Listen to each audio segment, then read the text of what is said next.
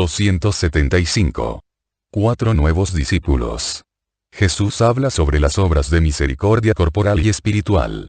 Jesús está en las llanuras de Corazín, extendidas a lo largo del valle del Alto Jordán, entre el lago de Genesaret y el de Merón. Una campiña llena de viñas en que ya se empieza a vendimiar. Debe estar aquí desde hace algunos días, porque esta mañana se han unido a él los discípulos que estaban en Sicaminón, entre estos, de nuevo Esteban y Hermas, e Isaac justifica el no haber podido llegar antes porque dice que los que han llegado nuevos y las consideraciones acerca de si era conveniente o no traerlos lo han retrasado. Pero, sigue diciendo, he pensado que el camino del cielo está abierto para todos los que tienen buena voluntad, y a mí me parece que estos, a pesar de ser discípulos de Gamaliel, la tienen. Has hablado y obrado bien. Tráemelos aquí. Isaac se marcha, y regresa con los dos. La paz a vosotros. Tan verdadera habéis juzgado la palabra apostólica, que habéis querido uniros a ella. Sí. Y más la tuya. No nos rechaces, maestro. ¿Por qué habría de hacerlo? Porque somos de Gamaliel. ¿Y qué? Yo honro al gran Gamaliel y quisiera tenerlo conmigo porque es digno de ello. Solo le falta esto para que su sabiduría se convierta en perfección. ¿Qué os ha dicho cuando os habéis despedido de él? Porque os habréis despedido de él, ¿no? Sí. Nos ha dicho. Dichosos vosotros que podéis creer. Orad porque yo olvide para poder recordar. Los apóstoles, que, curiosos, se han apiñado en torno a Jesús, se miran unos a otros y se preguntan en voz baja. ¿Qué ha querido decir? ¿Qué quiere? ¿Olvidar para recordar? Jesús oye este cuchicheo y explica. Quiere olvidar su sabiduría para asumir la mía. Quiere olvidar que es el rabí Gamaliel para acordarse de que es un hijo de Israel que espera al Cristo. Quiere olvidarse de sí mismo para acordarse de la verdad. Gamaliel no miente, maestro, interviene Hermas disculpándolo. No. Lo engañoso es la maraña de pobres palabras humanas, las palabras que ocupan el puesto de la palabra. Hay que olvidarlas, despojarse de ellas, acercarse desnudo y virgen a la verdad, para ser vestido y fecundado. Esto requiere humildad.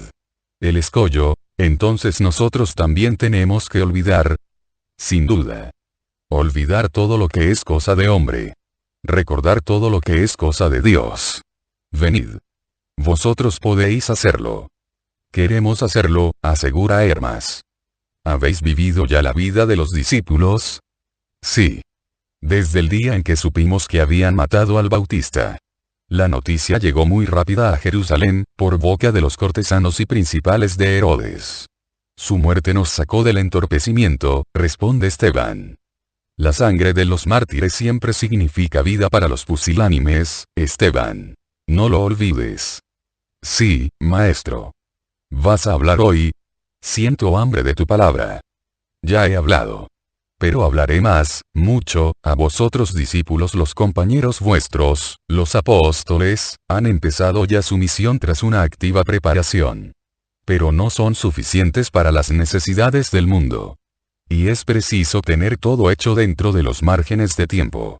Yo soy como quien tiene un plazo y antes de que termine ese tiempo tiene que tener todo hecho.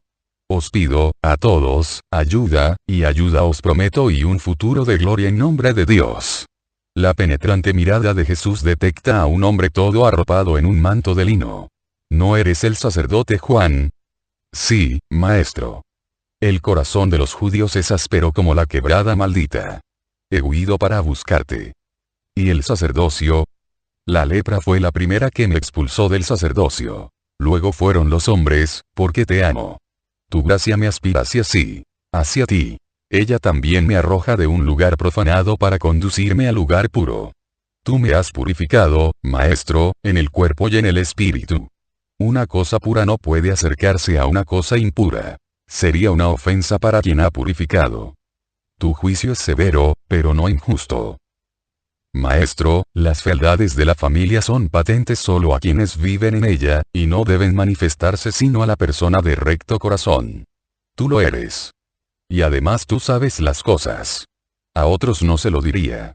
Aquí estamos tú, tus apóstoles, y otros dos que también saben como tú y como yo. Por tanto, bien. Pero, tú también. Paz a ti. ¿Has venido para ofrecer más comida? No. He venido por tu alimento. ¿Se te ha malogrado la cosecha? No. Nunca tan rica. Maestro mío, busco otro pan y otra cosecha. Los tuyos. Tengo conmigo al leproso que curaste en mis tierras. Ha vuelto a su patrón. Pero tanto él como yo tenemos ahora un patrón al que seguir y servir. Tú. Venid. 1, 2, 3, 4, buena recolección.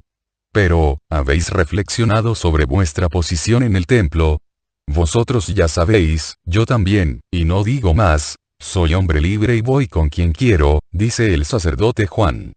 Yo también, dice el último que ha llegado, el escriba Juan, que es el que el sábado dio comida al pie del monte de las bienaventuranzas. Y nosotros también, dicen Hermas y Esteban. Y Esteban añade: háblanos, Señor. No sabemos en qué consiste exactamente nuestra misión. Danos lo mínimo para poderte servir inmediatamente. El resto vendrá mientras te seguimos. Sí. En el monte hablaste de las bienaventuranzas. Ello era lección para nosotros. Pero, respecto a los demás, en el segundo amor, el del prójimo, ¿qué debemos hacer? Pregunta el escriba Juan. ¿Dónde está Juan de Endor?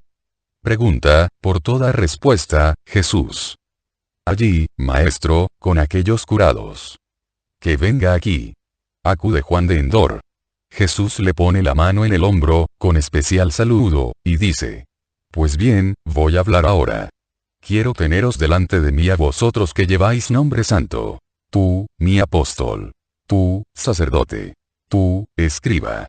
Tú, Juan del Bautista. Y tú, por último, cerrando la corona de gracias concedidas por Dios. Y, aunque te nombre el último, sabes que no eres el último en mi corazón. Un día te prometí estas palabras que voy a decir. Recíbelas. Y Jesús, como hace habitualmente, sube a un pequeño ribazo, para que todos puedan verlo. Tiene enfrente, en primera fila, a los 5 Juanes. Detrás de estos, el nutrido grupo de los discípulos mezclado con la multitud de los que, de todas las partes de Palestina, han venido por necesidad de salud o de palabra. Paz a todos vosotros. La sabiduría descienda sobre vosotros. Escuchad. Un día ya lejano uno me preguntó si Dios es misericordioso con los pecadores y hasta qué punto lo es. Quien lo preguntaba era un pecador que había sido perdonado y que no lograba convencerse del absoluto perdón de Dios.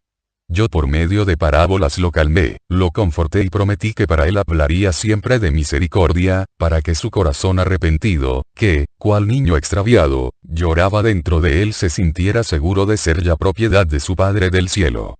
Dios es misericordia porque es amor. El siervo de Dios debe ser misericordioso para imitar a Dios. Dios se sirve de la misericordia como de un medio para atraer hacia sí a los hijos descarriados. El siervo de Dios debe servirse de la misericordia como de un medio para llevar a Dios a los hijos descarriados. El precepto del amor es obligatorio para todos.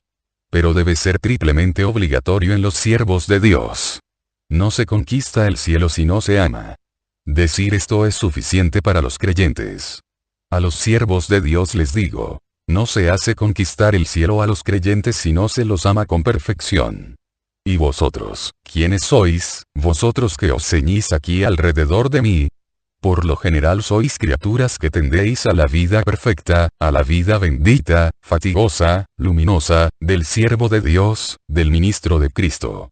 ¿Cuáles son vuestros deberes en esta vida de siervo y ministro? Un amor total a Dios, un amor total al prójimo. Vuestra finalidad: servir. ¿Cómo? Restituyendo a Dios a aquellos que el mundo, la carne, el demonio le han arrebatado. ¿En qué modo? Con el amor. El amor que tiene 1000 formas para desarrollarse, y un único fin: hacer amar. Pensemos en nuestro hermoso Jordán. Qué imponente, a su paso por Jericó. Pero, ¿era así en su nacimiento? No. Era un hilo de agua, y lo hubiera seguido siendo si hubiera estado siempre solo.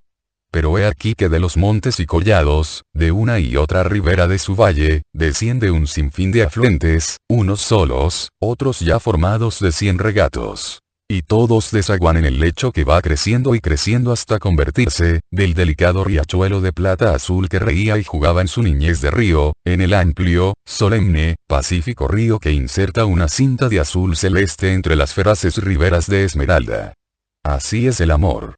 Un hilo inicial en los párvulos del camino de la vida, que apenas si saben salvarse del pecado grave por temor al castigo. Luego, prosiguiendo en el camino de la perfección, he aquí que de las montañas de lo humano, agrestes, áridas, soberbias, duras, se exprimen, por voluntad de amor, multitud de riachuelos de esta principal virtud. Y todo sirve para que ésta mane y brote. Los dolores, las alegrías, de la misma forma que sobre los montes sirven para formar riachuelo las nieves heladas y el sol que las derrite. Todo sirve para abrir a estas el camino. La humildad como el arrepentimiento. Todo sirve para llevarlas al río principal. Porque el alma, impulsada por ese camino, se complace en bajar al anonadamiento del yo, aspirando a subir de nuevo, atraída por el sol Dios, una vez transformada en río caudaloso, hermoso, benefactor. Los regatos que nutren el arroyo embrional del amor de temor son, además de las virtudes, las obras que las virtudes enseñan a cumplir. Las obras que, precisamente por ser regatos de amor, son de misericordia. Examinémoslas juntos. Algunas ya eran conocidas por Israel, otras os las doy a conocer yo, porque mi ley es perfección de amor. Dar de comer a los hambrientos es deber de gratitud y amor. Deber de imitación. Los hijos se sienten agradecidos a su padre por el pan que les procura, y, cuando se hacen hombres, lo imitan procurando pan a sus hijos. Y también procuran con su propio trabajo el pan a su padre, ya incapacitado para el trabajo por la edad. Es esta una amorosa restitución, obligada restitución de un bien recibido. Lo dice el cuarto precepto. Honra a tu padre y a tu madre. También es honrar su canicie y no reducirlos a mendigar el pan de otros. Pero antes del cuarto está el primer precepto. Ama a Dios con todo tu ser y el segundo. Ama a tu prójimo como a ti mismo. Amar a Dios por sí mismo y amarlo en el prójimo es perfección. Se le ama dando pan a quien tiene hambre, en recuerdo de cuántas veces él sació el hambre del hombre con milagros. Mas no nos fijemos solo en el maná y las codornices, fijémonos también en el milagro continuo del trigo que germina por bondad de Dios, que ha dado la tierra capaz de ser cultivada, y que regula los vientos, lluvias, estaciones, para que la semilla se haga espiga y la espiga pan. ¿No ha sido, acaso, milagro de su misericordia el haber enseñado con luz sobrenatural al hijo culpable que esos tallitos altos y finos, terminados en granazón de semillas de oro con caliente fragancia de sol, encerradas dentro de la dura capa de escamas espinosas, eran alimento que había que recolectar, y quitarle la cáscara, molerlo, amasarlo, cocerlo? Dios ha enseñado todo esto. Cómo recolectarlo, limpiarlo, molerlo, amasarlo y cocerlo. Puso las piedras junto a las espigas, puso el agua junto a las piedras. Encendió, con tornasoles de agua y sol, el primer fuego sobre la tierra, y el viento trajo granos y los colocó encima del fuego, y ardieron emanando agradable fragancia, para que el hombre entendiera que mejor que cuando se saca de la espiga, como es uso de las aves, o como glutinoso amasijo de harina empapada de agua, es cuando el fuego le tuesta. ¿No pensáis, vosotros que ahora coméis el buen pan cocido en el horno familiar, en cuánta misericordia significa el hecho de haber llegado a este acabado de la cocción? ¿Cuánto camino se ha hecho recorrer al conocimiento humano desde la primera espiga masticada como hace el caballo hasta el pan actual? ¿Y quién lo ha hecho? El que da el pan. Y lo mismo para todos los otros alimentos que el hombre, por benéfica luz, ha sabido detectar entre las plantas y los animales con que el Creador ha cubierto la faz de la tierra, lugar de castigo paterno para el hijo culpable. Dar, pues, de comer a los hambrientos es oración de gratitud al Señor y Padre que nos da de comer, y es imitar al Padre, de quien tenemos semejanza dada gratis, y que es necesario aumentar cada vez más imitando sus acciones. Dar de beber a los sedientos. ¿Habéis pensado alguna vez qué sucedería si el Padre no hiciera llover las aguas? Pues bien, si dijera, por vuestra dureza para con quien tiene sed, impediré a las nubes que desciendan a la tierra, podríamos protestar y maldecir. El agua, más incluso que el trigo, es de Dios. Porque el trigo es cultivado por el hombre, mas solo Dios cultiva los campos de las nubes que descienden en forma de lluvias o rocíos, de nieblas o nieves, y nutren campos y aljibes, y colman ríos y lagos, recibiendo así a los peces que, junto con otros animales, sacían al hombre. Podéis, pues, responder a quien os dice: dame de beber. No. Esta agua es mía y no te la doy. Mentirosos. ¿Quién de vosotros ha hecho un solo copo de nieve o una sola gota de lluvia? ¿Quién ha evaporado un solo diamante de rocío con su calor astral? Ninguno. Es Dios quien lo hace. Y si las aguas descienden del cielo y vuelven a subir es solo porque Dios regula esta parte de creación, como regula el resto. Dad pues la buena agua fresca de las venas del suelo, o la pura de vuestro pozo, o la que ha llenado vuestras cisternas, a quien tiene sed. Son aguas de Dios. Y son para todos. Dadlas a quien tiene sed. Por una obra tan pequeña, que no os cuesta dinero, que no requiere más trabajo que el de acercar una taza o una jarra, os digo que seréis recompensados en el cielo. Porque no ya el agua sino la obra de caridad es grande ante los ojos y el juicio de Dios. Vestir a los desnudos pasan por los caminos de la tierra personas necesitadas desnudas, avergonzadas, en condiciones que da pena. Son ancianos abandonados, inválidos por enfermedades o desgracias, leprosos que por la bondad del Señor regresan a la vida, viudas cargadas de hijos, personas a quienes un infortunio ha privado de todo lo que significa comodidad, o huérfanitos inocentes. Si tiendo mi mirada por la vasta tierra, por todas partes veo personas desnudas o cubiertas de andrajos que apenas si resguardan la decencia y no amparan del frío. Y estas personas miran con ojos descorazonados a los ricos que pasan envueltos en esponjosas vestiduras, cubiertos sus pies con suave calzado. Descorazonados con bondad, los buenos. Con odio, los menos buenos. ¿Por qué no aligeráis su desaliento, y los hacéis mejores si ya son buenos o destruís el odio si son menos buenos, con vuestro amor? No digáis: solo me alcanza para mí. Como para el pan, siempre hay algo más de lo necesario en la mesa y en los armarios de quien no es un completo desválido. Entre los que me estáis escuchando hay más de uno que ha sabido, de un vestido que ya no se usaba por estar deteriorado, sacar un vestidito para un huérfano o para un niño pobre, y de una sábana vieja hacer pañales para un inocente que no los tenía. Y hay uno que, siendo él un pordiosero, supo compartir durante años el pan mendigado trabajosamente con quien, por la lepra, no podía ir extendiendo la mano por las puertas de los ricos. Pues bien, en verdad os digo que estos misericordiosos no han de buscarse entre los poseedores de bienes, sino entre las humildes huestes de los pobres, que, por serlo, saben lo penosa que es la pobreza. También en este caso, como para el agua y el pan, pensad que la lana y el lino con que os vestís provienen de animales y plantas creadas por el Padre no solo para los hombres ricos, sino para todos los hombres. Porque Dios ha dado una sola riqueza al hombre, la suya, que es la riqueza de la gracia, de la salud, de la inteligencia. No la contaminada riqueza del oro, que habéis elevado, de metal no más bonito que los demás, y mucho menos útil que el hierro, con el cual se hacen layas y arados, gradas y hoces, cinceles, martillos, sierras, cepillos para los carpinteros, las santas herramientas del santo trabajo a metal noble. Lo habéis elevado a una nobleza inútil, engañosa, por instigación de Satanás, que, de hijos de Dios, os ha reducido a seres salvajes. Como fieras. La riqueza de los santos os había puesto en condiciones de santificaros cada vez más. No esta riqueza que tanta sangre y lágrimas hace brotar. Dad como se os ha dado. Dad en nombre del Señor, sin temor a quedaros desnudos. Mejor sería morir de frío por haberse desnudado en favor del mendigo, que congelar el corazón, aun estando cubierto por esponjosas vestiduras, por falta de caridad. El suave calor del bien cumplido es más dulce que el de un manto de purísima lana, y la carne vestida del pobre habla a Dios y dice: bendice a quien nos ha cubierto.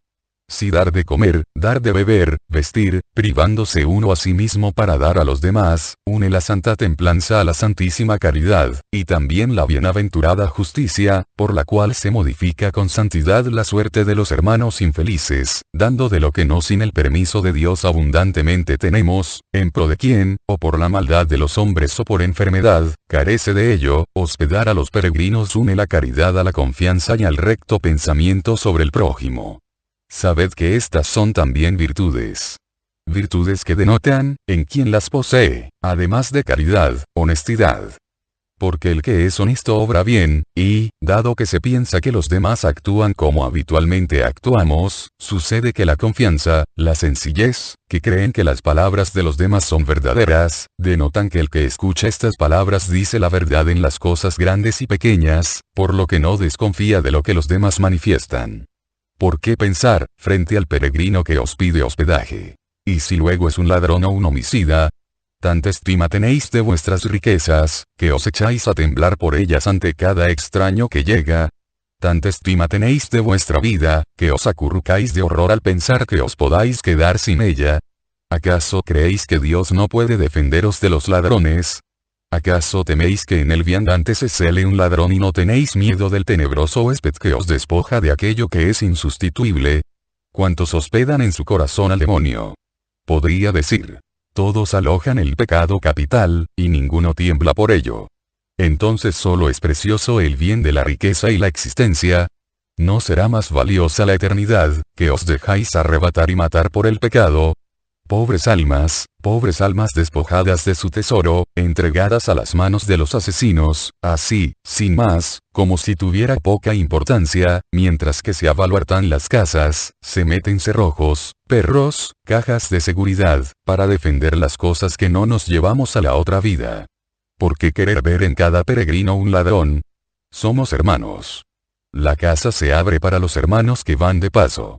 ¿No es de nuestra misma sangre el peregrino? ¿Sí? Es sangre de Adán y Eva. ¿No es nuestro hermano? Claro que sí. El Padre es uno solo. Dios, que nos ha dado un alma igual, de la misma forma que a los hijos de un mismo lecho un solo Padre da una misma sangre. ¿Es pobre? Haced que vuestro espíritu, privado de la amistad del Señor, no sea más pobre que Él. Lleva un vestido roto. Haced que no esté más rota vuestra alma por el pecado. Su pie está lleno de barro o polvoriento. Haced que vuestro yo no esté más deteriorado por los vicios, que sucia sus sandalias por tanto camino hecho, rotas por haber andado mucho. Su aspecto es desagradable. Haced que no lo sea más el vuestro ante los ojos de Dios. Habla una lengua extranjera.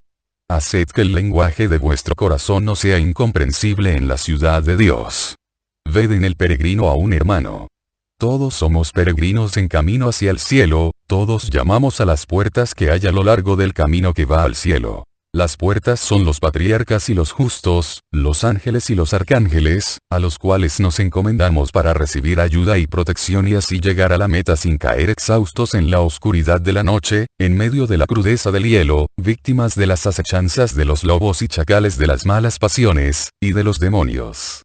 De la misma forma que queremos que los ángeles y los santos nos abran su amor para recibirnos e infundirnos nuevo aliento para proseguir el camino, hagamos lo mismo nosotros con los peregrinos de la tierra. Por cada vez que abramos la casa y los brazos, saludando con el dulce nombre de hermano a un desconocido, pensando en Dios que lo conoce, os digo que habrán quedado recorridas muchas millas del camino que va al cielo. Visitar a los enfermos verdaderamente todos los hombres, de la misma forma que son peregrinos, están enfermos. Verdaderamente las enfermedades más graves son las del espíritu, las invisibles y mayormente letales. Y, a pesar de ello, de estas no se siente asco. No repugna la llaga moral, no produce náuseas el hedor del vicio, no da miedo la locura demoníaca, no horroriza la gangrena de un leproso del espíritu, no pone en fuga el sepulcro lleno de podredumbre de un hombre de corazón corrompido y putrefacto, no implica anatema acercarse a una de estas impurezas vivientes. Oh, cuán pobre y pequeño es el pensamiento del hombre. Decidme, ¿qué vale más, la carne y la sangre o el espíritu? ¿Puede lo material corromper, por proximidad, a lo incorpóreo? No, os digo que no. El espíritu tiene infinito valor respecto a la carne y la sangre. Esto sí. Pero, que tenga más poder la carne que el espíritu no. Y el espíritu puede ser corrompido por cosas espirituales, no por cosas materiales. No porque uno cuide a un leproso queda contaminado de lepra en su espíritu. Antes al contrario, por la caridad ejercitada hasta el punto de aislarse en valles de muerte por piedad hacia el hermano, cae de él toda mancha de pecado. Porque la caridad es absolución del pecado y la primera de las purificaciones. Que vuestro pensamiento inicial sea siempre: ¿qué querría que hicieran conmigo, si estuviera como éste? Y obrad como quisierais que se obrase con vosotros. Ahora todavía Israel tiene sus antiguas leyes. Mas llegará un día, cuya aurora no está muy lejana, en que se venerará como símbolo de absoluta belleza la imagen de uno en quien quedará reproducido materialmente el varón de dolores de Isaías y el torturado del Salmo davídico. Aquel que, por haberse hecho semejante a un leproso, vendrá a ser el redentor del género humano. A sus llagas acudirán, como los ciervos a los manantiales todos los sedientos, los enfermos, los exhaustos, los que sobre la faz de la tierra lloran, y él calmará su sed, los curará, los reanimará, consolará su espíritu y su carne. Será aspiración de los mejores hacerse como él, cubiertos de llagas, exangües, maltratados, coronados de espinas, crucificados, por amor de los hombres necesitados de redención, continuando la obra del Rey de los Reyes y Redentor del mundo. Vosotros, que todavía sois Israel, pero que ya estáis echando las alas para volar al reino de los cielos, tened desde ahora esta concepción y valoración nueva de las enfermedades, y, bendiciendo a Dios que os mantiene sanos, avecinaos a los que sufren y mueren. Un apóstol mío dijo un día a su hermano: no temas tocar a los leprosos. No se nos pega ninguna enfermedad por voluntad de Dios. Bien dijo.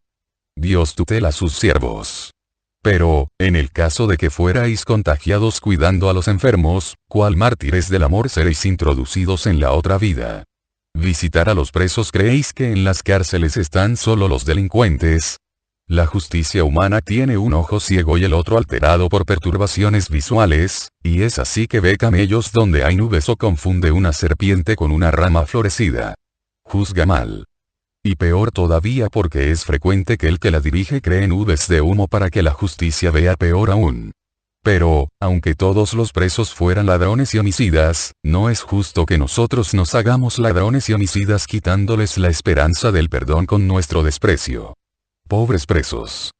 Sintiéndose bajo el peso de su delito, no se atreven a alzar los ojos a Dios. En verdad, cargan sus cadenas más el espíritu que los pies.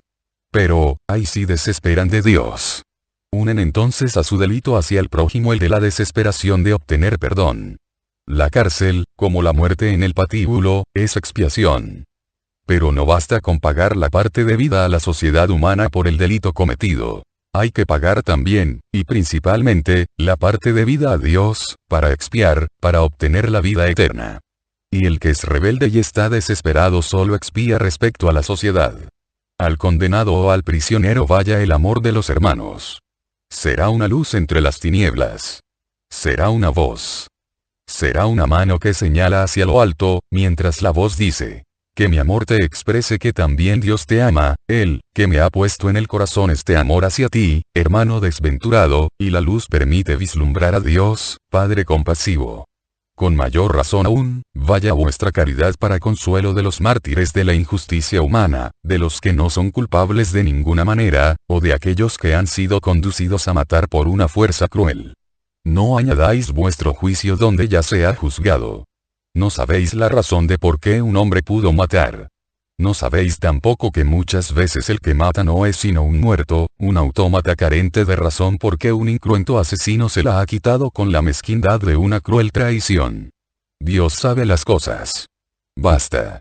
En la otra vida se verán muchos de las cárceles, muchos que mataron y robaron, en el cielo, y se verán muchos, que parecieron sufrir robo y muerte homicida, en el infierno, porque, en realidad, los verdaderos ladrones de la paz, honradez, confianza ajenas, los verdaderos asesinos de un corazón, fueron ellos. Las pseudo víctimas. Víctimas solo en cuanto que recibieron en el extremo momento el golpe, pero después de que durante años, en el silencio, lo habían descargado ellos. El homicidio y el hurto son pecados. Pero, entre quien mata y roba arrastrado por otros estas acciones y luego se arrepiente, y quien induce a otros al pecado y no se arrepiente de ello, recibirá mayor castigo el que induce al pecado sin sentir remordimiento.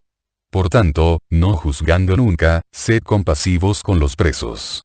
Pensad siempre que, si fueran castigados todos los homicidios y robos del hombre, pocos hombres y mujeres no morirían en las cárceles o en los patíbulos. Esas madres que conciben y luego no quieren traer a la luz el propio fruto, como habrán de llamarse.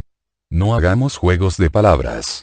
Digámosle sinceramente su nombre. Asesinas. Los hombres que roban reputaciones y puestos, ¿cómo los llamaremos? Pues sencillamente como lo que son. Ladrones. Esos hombres y mujeres que por ser adúlteros o por ser atormentadores familiares para con los suyos, impulsan a estos al homicidio o al suicidio, y lo mismo los grandes de la tierra que llevan a la desesperación a sus subordinados, y con la desesperación a la violencia, ¿qué nombre tienen? Homicidas. Y entonces, no huye ninguno. Ya veis que se vive sin darle mayor importancia a la cosa en medio de estos presidiarios escapados a la justicia, que llenan las casas y las ciudades, que nos pasan rozando por las calles y duermen en las posadas con nosotros y con nosotros comparten la mesa. ¿Y quién está libre de pecado? Si el dedo de Dios escribiera en la pared de la sala en que celebran su festín los pensamientos de los hombres, en la frente las acusadoras palabras de lo que fuisteis, sois o seréis, pocas frentes llevarían escrita, con letras de luz, la palabra inocente. Las otras frentes, con letras verdes como la envidia, o negras como la traición, o rojas como el delito, llevarían las palabras adúlteros, asesinos, ladrones, homicidas. Sed pues, sin soberbia, misericordiosos para con los hermanos menos afortunados, humanamente, que están en las cárceles expiando lo que vosotros no expiáis por la misma culpa. Saldrá beneficiada vuestra humildad. Enterrar a los muertos. La contemplación de la muerte es escuela de la vida. Quisiera poder conduciros a todos ante la muerte y decir: sabed vivir como los santos para sufrir solo esta muerte. Pasajera separación del cuerpo del espíritu, para luego resucitar en triunfo eternamente, reintegrados, dichosos. Todos nacemos desnudos. Todos morimos y venimos a ser restos destinados a corromperse. Reyes o por dioseros, así se nace, así se muere. Y aunque el fasto del rey permita una más duradera conservación del cadáver, sigue siendo la desintegración el destino de la carne muerta. Las mismas momias, ¿qué son? ¿Carne? No. Materia fosilizada por las resinas, lignificada. No será víctima de los gusanos, por haber sido vaciada y quemada por los extractos, pero sí de la carcoma, como una madera vieja. Pero el polvo se convierte de nuevo en polvo, porque así lo ha dicho Dios. Y a pesar de todo, por el solo hecho de que este polvo haya envuelto al espíritu y por este haya sido vivificado, hay que pensar que, cual cosa que ha tocado una gloria de Dios, tal es el alma del hombre, hay que pensar que es polvo santificado de forma no distinta de los objetos que han estado en contacto con el tabernáculo. Al menos hubo un momento en que el alma fue perfecta, mientras el Creador la creaba. Si después la mancha la desfiguró, quitándole perfección, no obstante, por el solo hecho de su origen ya comunica belleza a la materia, y por esa belleza que viene de Dios el cuerpo se embellece y merece respeto. Somos templos y como tales, merecemos honor, de la misma forma que siempre reciben honor los lugares en que estuvo el tabernáculo. Dad, pues, a los muertos la caridad de un descanso venerado en espera de la resurrección, viendo en la admirable armonía del cuerpo humano la mente divina que lo ideó y el divino pulgar que lo modeló con perfección, y venerando incluso en el cadáver la obra del Señor. Pero el hombre no es solamente carne y sangre. Es también alma y pensamiento. También estos sufren y deben ser socorridos misericordiosamente. Hay ignorantes que hacen el mal solo porque no conocen el bien. ¿Cuántos, que no saben, o saben mal, las cosas de Dios y las leyes morales? Cuál hambrientos flaquean porque nadie les da de comer, caen en el marasmo por falta de verdades que los nutran. Y de instruidlos, pues para esto os reúno y envío. Dad el pan del espíritu para el hambre de los espíritus. Instruir a los que no saben corresponde, en lo espiritual, a dar de comer a los hambrientos. Y, si ofrecer un pan al cuerpo que flaquea, de forma que ese día no muera, será premiado, ¿qué premio recibirá aquel que dé de comer a un espíritu hambriento de verdades eternas y le dé así eterna vida? No seáis avaros de lo que sabéis. Os ha sido dado gratis y sin medida. Dadlo sin avaricia, porque es cosa de Dios como el agua del cielo y ha de darse como se nos da a nosotros. No seáis avaros, y tampoco soberbios, de lo que sabéis. Antes bien, dad con humilde generosidad. Y dad el alivio límpido y benéfico de la oración a los vivos y a los muertos que tienen sed de gracias. No se debe negar el agua a las gargantas sedientas. ¿Y qué se deberá dar a los corazones de los vivos angustiados? ¿Qué, a los espíritus en pena de los muertos? Oraciones activas, de amor y espíritu de sacrificio. Por tanto, fecundas. La oración debe ser verdadera, no mecánica como sonido de rueda en el camino. ¿Qué hace avanzar al carro, el sonido o la rueda? La rueda, que se consume para hacerlo avanzar. Lo mismo para la oración vocal y mecánica y la oración activa. La primera es sonido, nada más. La segunda es obra en que se desgastan las fuerzas y crece el sufrimiento. Pero se obtiene la finalidad. Orad más con el sacrificio que con los labios, y proporcionaréis alivio a los vivos y a los muertos, haciendo la segunda obra de misericordia espiritual. Las oraciones de los que saben orar salvarán más al mundo que las fragorosas, inútiles, mortíferas batallas. Hay muchas personas con saber en el mundo, pero que no saben creer con firmeza. Titubean, como aferrados por dos sogas opuestas, y no caminan ni un solo paso. Se cansan las fuerzas y no se logra nada. Son los vacilantes. Son los de los pero, los de los sí, los de los y luego. Los de las preguntas. ¿Será así? ¿Y si no fuera así? ¿Voy a poder? ¿Y si no lo logro? Etcétera. Son esos convólvulos que si no encuentran donde agarrarse no suben. Y, aunque lo encuentren, se bambolean para un lado o para otro, y no solo hay que procurarles el soporte, sino que hay que colocarlos en él a cada cambio de la jornada. Verdaderamente hacen practicar la paciencia y la caridad más que un párvulo retrasado. Pero, en nombre del Señor, no los abandonéis. Dad toda la fe luminosa, la fortaleza ardiente, a estos prisioneros de sí mismos, de su enfermedad neblinosa. Guiadlos hacia el sol y hacia lo alto. Sed maestros y padres para con estas personas inseguras. Sin cansancios ni impaciencias. ¿Que le hacen caérsele el alma a los pies a uno? Muy bien. También vosotros muchas veces me la hacéis caer a mí, y más todavía al Padre que está en el cielo, que debe pensar muchas veces que parece inútil el que la palabra se haya hecho carne, ya que el hombre, aun oyendo hablar ahora al Verbo de Dios, sigue dudando. No querréis ya presumir de estar por encima de Dios y de mí. Abrid, pues, las cárceles a estos prisioneros de los pero y de los sí. Romped las cadenas de los voy a poder. Si no lo logro, persuadidlos de que basta con hacer lo mejor posible todo. Dios está contento así. Y, si los veis deslizarse y caer de su soporte, no paséis de largo. Levantadlos otra vez. Como hacen las madres, que no siguen su camino si su pequeñuelo se cae, sino que se paran, lo levantan, lo limpian, lo consuelan, lo sujetan, hasta que se le pasa el miedo de caerse otra vez. Y esto lo hacen durante meses y años si el niño es débil de piernas. Vestid a los desnudos del espíritu perdonando a quien os ofende. La ofensa es anticaridad. La anticaridad desnuda de Dios. Por tanto, quien ofende se queda desnudo, y solo el perdón del ofendido devuelve los vestidos a la desnudez, porque los lleva de nuevo Dios. Dios espera a que el ofendido haya perdonado para perdonar. Perdonar tanto al que ha sido ofendido por el hombre como el ofensor del hombre y de Dios. Porque, digámoslo claramente, ninguno está libre de ofensas a su Señor. Pero Dios nos concede el perdón si nosotros se lo concedemos al prójimo, y se lo concede a este prójimo si el ofendido por este perdona. Seréis tratados de la misma forma como os comportéis con los demás. Perdonad, pues, si queréis perdón, y exultaréis en el cielo por la caridad que habéis dado, como por un manto de estrellas colocado sobre vuestros santos hombros. Sed misericordiosos con los que lloran, son los heridos de esta vida, los enfermos del corazón, de los sentimientos de su corazón. No os cerréis dentro de vuestra serenidad como en una fortaleza. Sabed llorar con el que llora, consolar al afligido, llenar el vacío de quien ha quedado privado, por la muerte, de un familiar. Sed padres para los huérfanos, hijos para los padres, hermanos recíprocamente los unos de los otros. Amad. ¿Por qué amar solamente a los que son felices? Ellos tienen ya su parte de sol. Amad a los que lloran.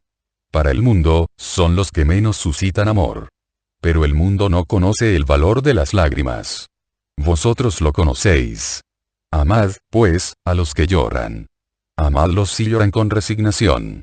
Amadlos más todavía si sufren con rebeldía. No los reprendáis, sino sed dulces con ellos para persuadirlos de la verdad del dolor y de la verdad sobre el dolor.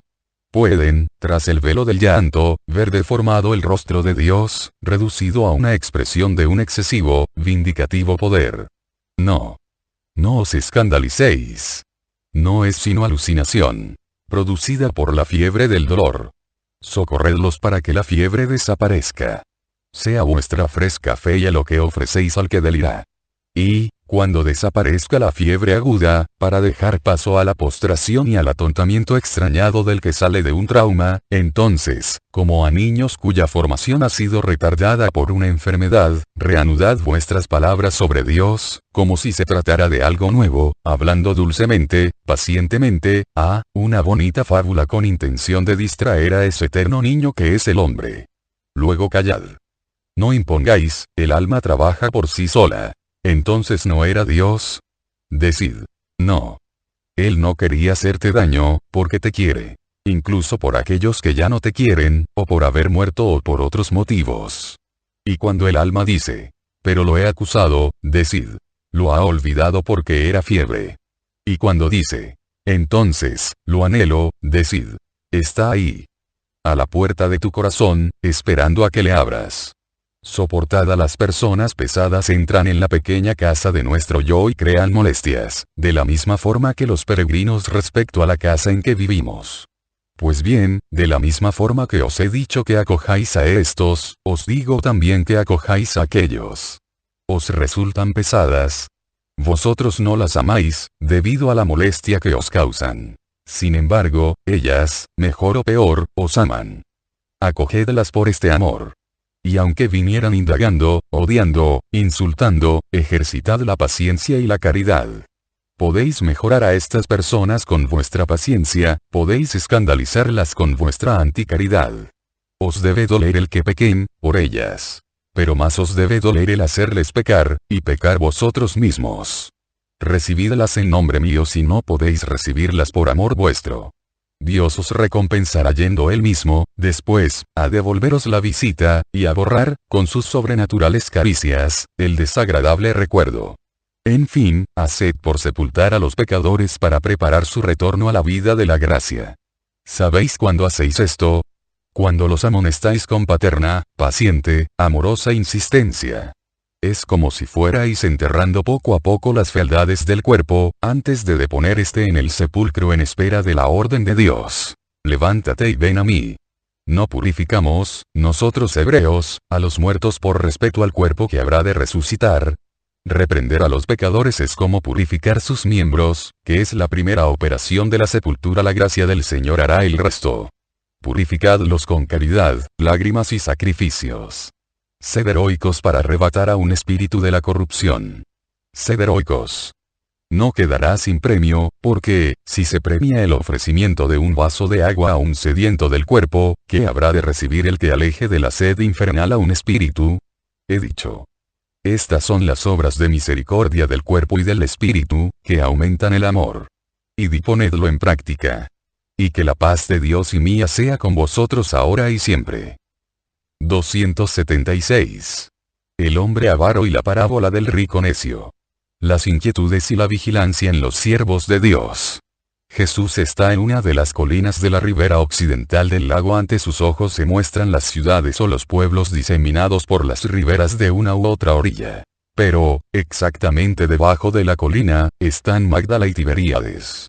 La primera, con su barrio de lujo, lleno de jardines, separado netamente de las pobres casas de los pescadores, campesinos y gente humilde, por un pequeño torrente que ahora está completamente seco. La otra, espléndida en todas sus partes, es una ciudad que ignora todo lo que sea miseria y decadencia. Ríe, bonita y nueva, bajo el sol, frente al lago.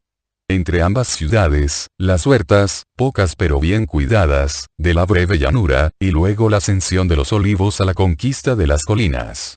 A espaldas de Jesús, desde esta cima, se ve el paso de forma de silla de montar del monte de las bienaventuranzas, por cuya base discurre el camino de primer orden que va desde el Mediterráneo hasta Tiberíades. Quizás por esta cercanía de un camino principal muy transitado, Jesús ha elegido esta localidad a la que las personas pueden llegar desde muchas ciudades del lago o de la zona interna de Galilea, y desde la cual, cuando anochece, es fácil volver a las propias casas o hallar alojamiento en muchos pueblos. Y la temperatura es moderada, debido a la altura y a los árboles agrestes que en la cima han sustituido a los olivos. Efectivamente, hay mucha gente además de los apóstoles y discípulos. Gente que tiene necesidad de Jesús para la salud, o para pedir consejos. Gente que ha venido por curiosidad. Gente traída por amigos o que ha venido por espíritu de imitación. En fin, mucha gente. Las jornadas, que ya no son caniculares sino que tienden a las enervadas gracias del otoño, invitan más que nunca a peregrinar en busca del Maestro. Jesús ha curado ya a los enfermos y ha dirigido su palabra a la gente.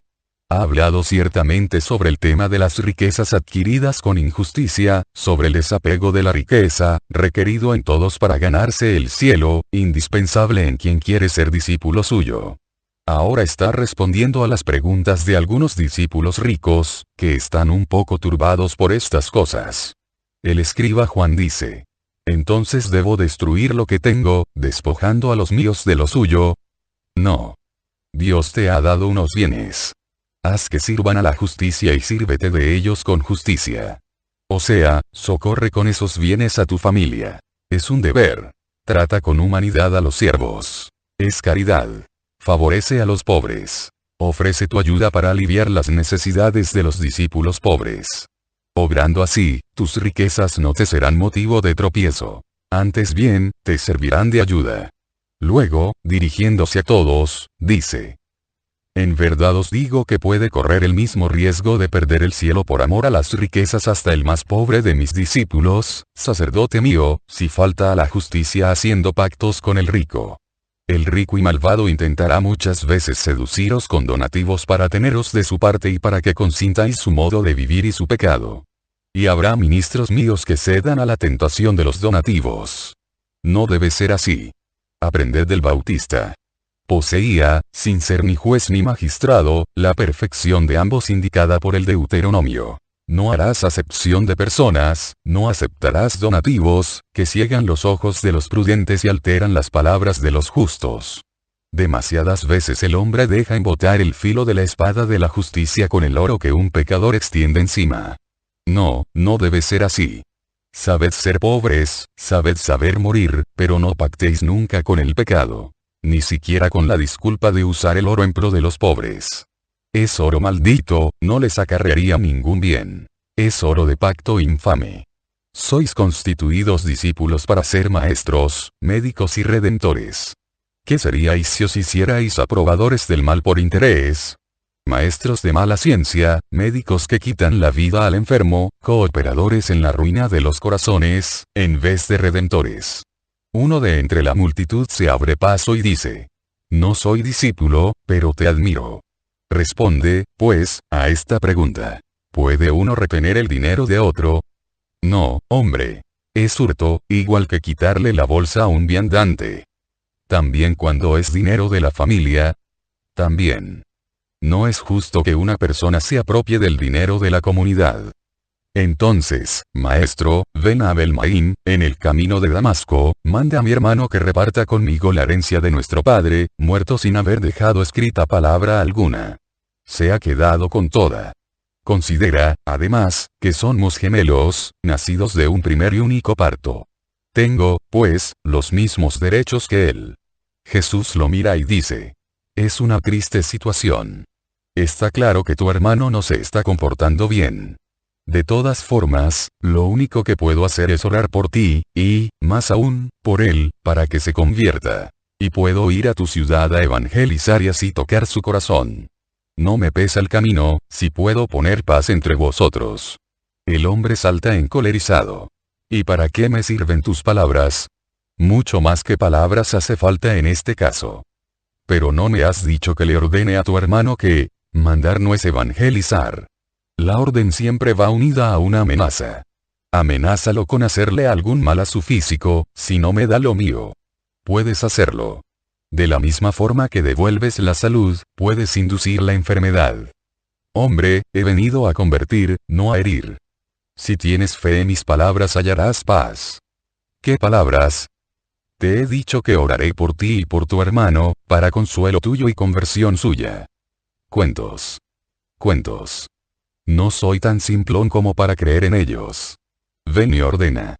Jesús, cuya actitud era mansa y paciente, adquiere un aspecto majestuoso y severo. Se yergue, antes estaba un poco curvado hacia este hombre bajo y corpulento y encendido de ira y dice: Hombre, ¿quién me ha constituido juez y árbitro entre vosotros? Ninguno.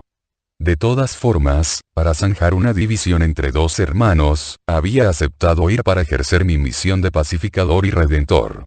Si hubieras creído en mis palabras, al regreso a Belmaín habrías encontrado ya convertido a tu hermano. No sabes creer, y no se te dará el milagro. Si hubieras podido ser el primero en hacerte con el tesoro, te habrías quedado con él y le habrías dejado sin nada a tu hermano. Porque, en verdad, de la misma forma que habéis nacido gemelos, tenéis gemelas las pasiones, y tanto tú como tu hermano tenéis un solo amor. El oro, una sola fe. El oro. Quédate, pues, con tu fe. Adiós. El hombre se marcha maldiciendo a Jesús, con escándalo de todos, que querrían darle un escarmiento. Pero él se opone. Dice: Dejad que se marche.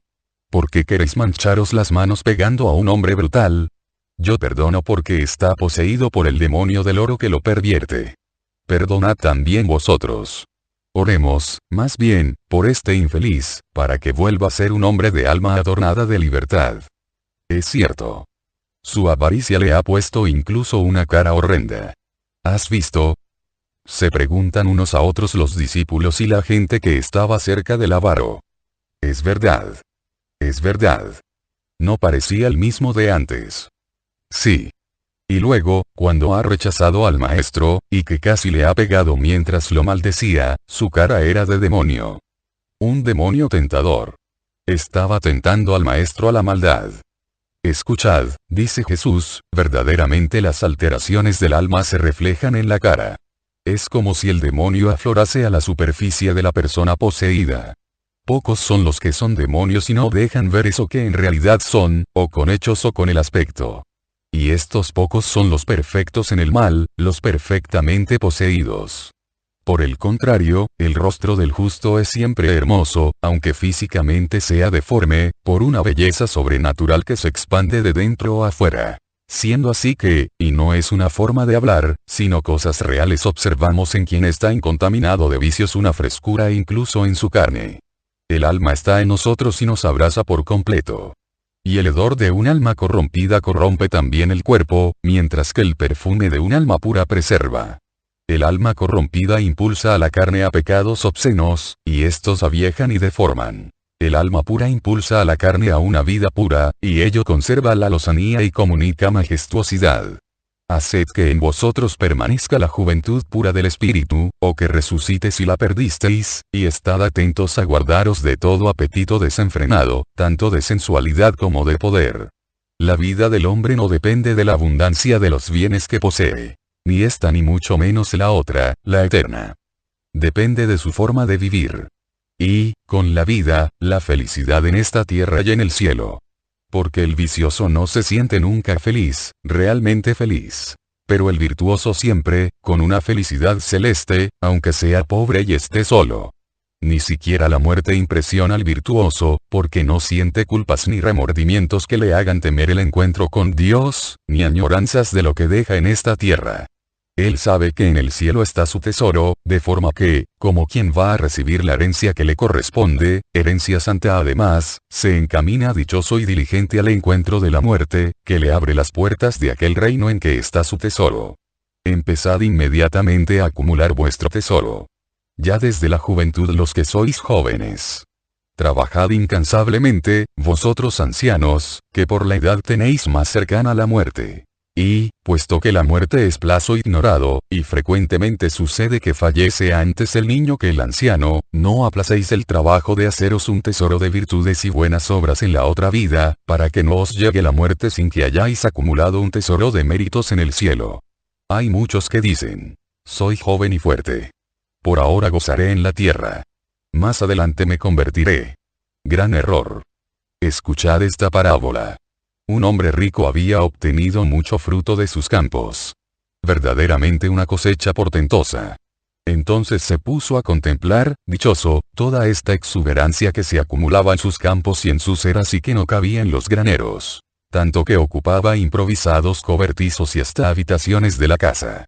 Y dijo, he trabajado como un esclavo, pero la tierra no me ha defraudado. He trabajado por 10 cosechas. Ahora quiero descansar otros tantos años. ¿Cómo haré para dejar bien acondicionada toda esta recolección? No quiero vender una parte, porque me autoobligaría a trabajar para cosechar otra vez el año que viene. Ya sé. Voy a derruir mis graneros y voy a hacer otros más grandes, de forma que quepa todo lo cosechado y todos mis bienes. Luego diré a mi alma. Oh, alma mía, tienes acumulados bienes para muchos años. Descansa, pues. Come, bebe, goza. Como muchos, confundía el cuerpo con el alma, mezclaba lo sagrado con lo profano. Porque la verdad es que en las comilonas y el ocio el alma no goza, antes bien, languidece. También, como muchos tras la primera buena cosecha en los campos del bien, se paraba, pareciéndole que había hecho todo. ¿No sabéis que cuando se pone la mano en el arado es necesario perseverar, 1, 10, 100 años, todo lo que dure la vida, porque detenerse es delito hacia uno mismo? Efectivamente, uno se niega una gloria mayor. ¿Y no sabéis qué es retroceder? En efecto, quien se para, generalmente, no solo no sigue adelante, sino que se vuelve para atrás. El tesoro del cielo tiene que aumentar año tras año para ser bueno. Porque, si es cierto que la misericordia será benigna con quien tuvo pocos años para atesorar, cierto es también que no será cómplice de los perezosos que, disponiendo de larga vida, hacen poco. Es un tesoro en continuo aumento. Si no, deja de ser fructífero para hacerse pasivo, y ello va en detrimento de una inmediata paz del cielo. Dios dijo al necio. Hombre necio, que confundes el cuerpo y los bienes de la tierra con lo que es espíritu y de una gracia de Dios te procuras un daño. Has de saber que esta misma noche se te pedirá el alma y te será arrebatada, y el cuerpo yacerá inerte. ¿De quién va a ser cuanto has preparado? ¿Podrás llevártelo contigo? No. Dejarás la tierra y vendrás a mi presencia desnudo de terrenas recolecciones y de obras espirituales, y serás pobre en la otra vida. Mejor hubiera sido para ti hacer con tus cosechas obras de misericordia para el prójimo y para ti mismo, pues siendo misericordioso con los demás lo hubieras sido también con tu alma. Y, en vez de nutrir pensamientos ociosos, cultivar actividades que te hubieran acarreado un honesto provecho para tu cuerpo y grandes méritos para tu alma, hasta que yo te hubiera llamado. Y el hombre murió durante la noche y fue severamente juzgado. En verdad os digo que esto es lo que le sucede a quien atesora para sí y no se enriquece ante los ojos de Dios. Ahora marchaos, y haced tesoro con la doctrina que se os da. La paz sea con vosotros. Jesús bendice y se retira con apóstoles y discípulos a una espesura del bosque para comer y descansar. Mientras comen, continúa la lección de antes, repitiendo un tema del que ya ha hablado en varias ocasiones a los apóstoles, y que creo que nunca se habrá expresado suficientemente, porque el hombre está demasiado absorbido por miedos estúpidos. Creed, dice, que solo hay que preocuparse de este enriquecimiento en virtud. Estad atentos, además, a que vuestra preocupación no sea nunca ansiosa, inquieta. El bien es enemigo de las inquietudes, de los miedos, de las prisas. Todas estas cosas denotan demasiado todavía la avaricia, la rivalidad, la humana desconfianza. que vuestro trabajo sea constante, esperanzado, pacífico. Sin arranques bruscos ni bruscas detenciones, como hacen los onagros silvestres, que ninguno que esté en su sano juicio los usa para recorrer seguro camino. Pacíficos en las victorias, pacíficos en las derrotas.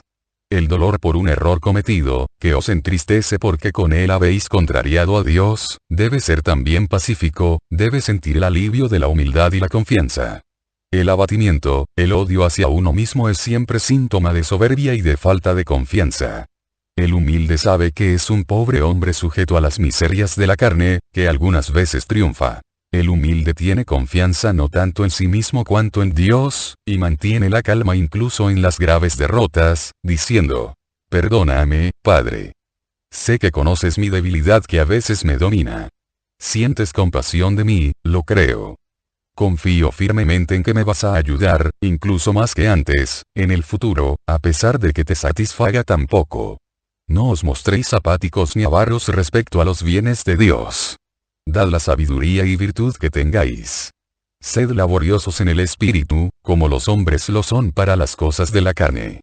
Y, respecto a la carne, no imitéis a los del mundo que siempre tiemblan por su futuro, por el miedo de que les falte lo superfluo, de que les venga una enfermedad o la muerte, de que los enemigos los puedan perjudicar, etc. Dios sabe de qué tenéis necesidad. No temáis, por tanto, por vuestro mañana. Vivid libres de los miedos, que pesan más que las cadenas de los galeotes. No os afanéis por vuestra vida, ni por la comida, la bebida o el vestido. La vida del espíritu vale más que la del cuerpo, y el cuerpo más que el vestido, porque vivís con el cuerpo, no con el vestido. Y con la mortificación del cuerpo ayudáis al espíritu a conseguir la vida eterna. Dios sabe hasta cuándo dejaros el alma en el cuerpo. Hasta esa hora os dará lo necesario.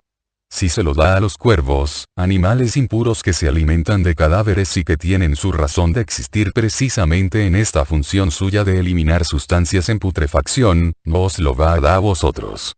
Ellos no tienen despensas ni graneros, y Dios los nutre igualmente. Vosotros sois hombres, no cuervos. Además, los presentes sois la flor y nata de los hombres, porque sois los discípulos del Maestro, los evangelizadores del mundo, los siervos de Dios. Vais a pensar que Dios, que cuida el juguete, cuyo único trabajo es el de perfumar, adorando, y lo hace crecer y lo viste con vestidura tan hermosa como jamás tuviera Salomón, puede descuidaros, incluso en lo relativo a vuestro vestido. Vosotros sí que no podéis añadir ni un diente a las bocas desdentadas, ni alargar una pulgada a una pierna contraída, ni volver aguda la pupila empañada. No siendo capaces de estas cosas, vais a pensar que podéis repeler miseria y enfermedad, hacer brotar del polvo frutos. No podéis. Pero no seáis gente de poca fe. Tendréis siempre lo necesario. No os entristezcáis como la gente del mundo, que se desvive por conseguir cosas de que gozar. Vosotros tenéis a vuestro Padre, que conoce vuestras necesidades. Debéis solo buscar el reino de Dios y su justicia. Sea este vuestro primer interés. Todo lo demás se os dará por añadidura. No temáis, vosotros de mi pequeño rebaño. Mi Padre se ha complacido en llamaros al reino para que poseáis este reino. Podéis, por tanto, aspirar a él y ayudar al Padre con vuestra buena voluntad y santa laboriosidad. Vended vuestros bienes, distribuidlos en limosna, si estáis solos. Dejad a los vuestros la provisión para el viaje de vuestro abandono de la casa por seguirme a mí, porque justo es no dejar sin pan a los hijos o esposas. Y si no podéis, por este motivo, sacrificar las riquezas pecuniarias, sacrificad las riquezas de afecto, que son también monedas, valoradas por Dios por lo que son. Oro más puro que ningún otro, perlas más preciosas que las que se arrebatan a los mares, rubíes más singulares que los de las entrañas de la tierra. Porque renunciar a la familia por mí es caridad más perfecta que oro sin un solo átomo impuro, es perla hecha de llanto, rubí hecho de sangre que resuma por la herida del corazón, desgarrado por la separación del padre y de la madre, de la esposa y de los hijos. Estas bolsas no merman, este tesoro no se devalúa jamás. Los ladrones no se introducen en el cielo, la carcoma no come lo que en él se deposita. Tened el cielo en el corazón y el corazón en el cielo junto a vuestro tesoro. Porque el corazón, en el bueno y en el malo, está donde lo que consideráis amado tesoro vuestro. Por tanto, de la misma forma que el corazón está donde el tesoro, en el cielo, el tesoro está donde el corazón, es decir, en vosotros. Es más, el tesoro está en el corazón, y, con el tesoro de los santos, está, en el corazón, el cielo de los santos. Estad siempre preparados, como quien va a emprender un viaje o espera a su amo. Vosotros sois siervos del amo Dios. En cualquier momento os puede llamar a su presencia, o venir a vosotros. Estad, pues, siempre preparados para ir, o a rendirle honor, ceñida la cintura con cinturón de viaje y de trabajo, con las lámparas encendidas en vuestras manos. Al salir de una fiesta nupcial con uno que os haya precedido en los cielos y en la consagración a Dios en la tierra, Él puede recordarse de vosotros, que estáis esperando. Y puede decir, vamos donde Esteban, o donde Juan, o Santiago y Pedro. Y Dios es rápido para venir, o para decir, ven. Por tanto, estad preparados para abrirle la puerta cuando llegue. O para salir, si os llama. Bienaventurados los siervos a quienes encuentren vela el amo cuando llegue. En verdad os digo que, para recompensarlos por la fiel espera, se ceñirá el vestido, los sentará a la mesa y se pondrá a servirlos. Puede llegar a la primera vigilia, o a la segunda, o a la tercera y no lo sabéis. Por tanto, estad siempre vigilantes. Dichosos vosotros, si estáis así y así os encuentra el amo. No os engañéis diciendo, hay tiempo. Esta noche no viene. Sería un mal para vosotros, no sabéis. Si uno supiera cuándo viene el ladrón, no dejaría sin guardia la casa para que el malhechor pudiera forzar la puerta y las arcas. Estad preparados también vosotros, porque, cuando menos os lo penséis, vendrá el Hijo del Hombre y dirá, es la hora. Pedro, que incluso se ha olvidado de terminar su comida por escuchar al Señor, viendo que Jesús calla, pregunta, ¿esto que dices es para nosotros o para todos? Para vosotros y para todos. Pero más para vosotros, porque vosotros sois como administradores puestos por el amo al frente de los siervos, y tenéis doble obligación de estar preparados. Por vosotros como administradores y por vosotros como simples fieles. ¿Cómo debe ser el administrador al que el amo ha colocado al frente de sus domésticos para dar a cada uno, a su tiempo, la debida porción? Debe ser avisado y fiel. Para cumplir su propio deber, para hacer cumplir a los subordinados el deber que ellos tienen. Si no, saldrían perjudicados los intereses del amo, que paga para que el administrador actúe haciendo las veces de él y vele por sus intereses en su ausencia. Dichoso el siervo al que el amo, al volver a su casa, encuentre obrando con fidelidad, diligencia y justicia. En verdad os digo que lo hará administrador de otras propiedades, de todas sus propiedades, descansando y exultando en su corazón por la seguridad que ese siervo le da. Mas si ese siervo dice, bien, el amo está muy lejos y me ha escrito que tardará en volver. Por tanto, puedo hacer lo que me parezca, y luego, cuando calcule que esté próximo a regresar, tomaré las medidas oportunas.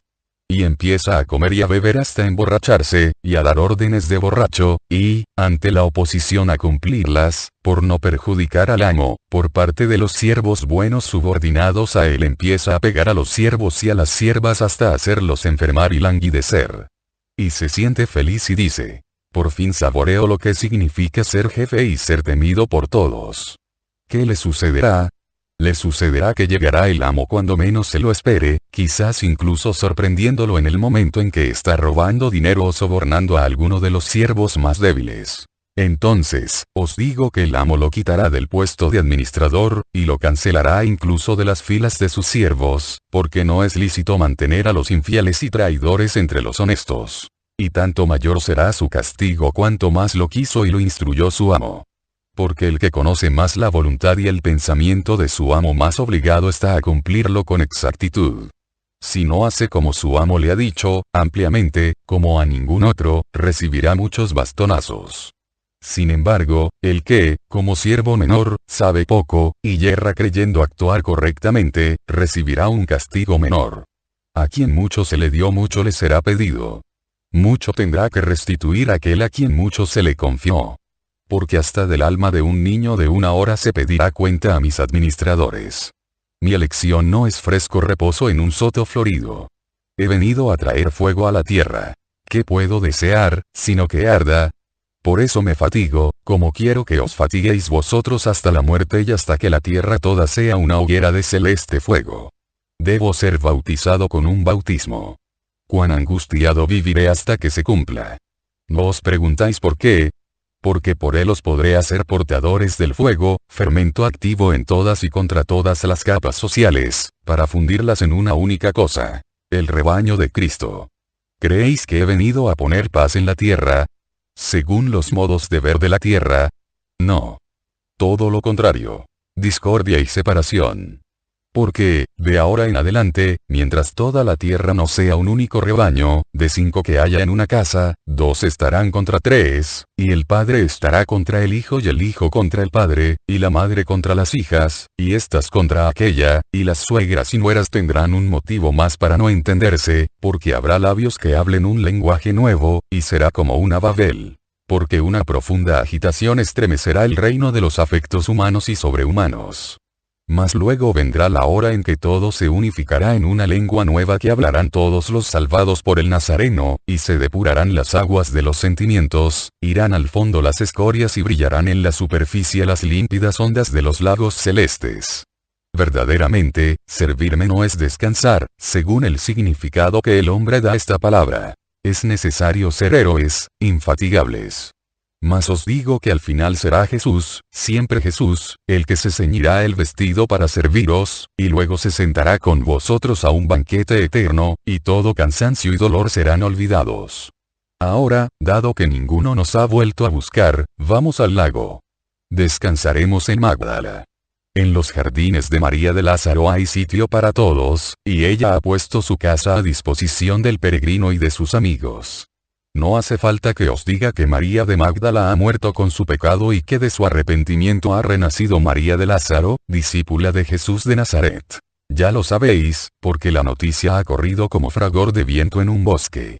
No obstante os digo una cosa que no sabéis: que todos los bienes personales de María de Lázaro son para los siervos de Dios y para los pobres de Cristo. Vamos.